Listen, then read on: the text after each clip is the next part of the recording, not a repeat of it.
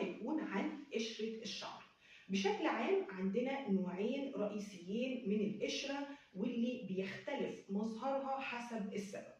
النوع الأول وهو القشرة الجافة، ودي بيكون حجمها صغير، لونها أبيض، خفيفة، بتنزل بسهولة مع التسريح، وعادة ما بتزيد في فصل الشتاء، وبيكون سببها غالبا جفاف في فروة الشعر أو استخدام منتجات شعر قاسية.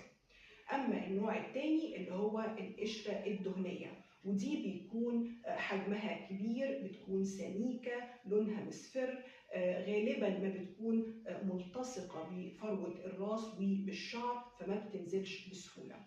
ودي يعني أحيانا بتكون مرتبطة بحالة اسمها التهاب الجلد الدهني أو الإكزيما الدهنية سيبوريك ديرماتيتس، واللي بيحصل فيها إنه فروة الراس أو الغدد الدهنية اللي موجودة في فروة الراس بتفرز كمية أكبر من الزيوت، واللي بتعتبر بيئة مثالية لنمو فطر اسمه فطر الملاسيزيا، واللي موجود بشكل طبيعي في فروة الشعر. ولكن لما بيحصل فرط نمو للفطر ده بيؤدي إلى حدوث احمرار وتهيج في الفروة وتكون القشرة الدهنية.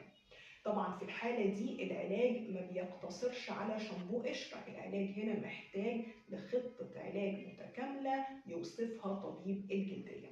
معرفة الفروقات ما بين النوعين هنا بتكون مهمة جدا لتحديد العلاج المناسب. تابعونا علشان تعرفوا كل جديد. دمتن جميلات.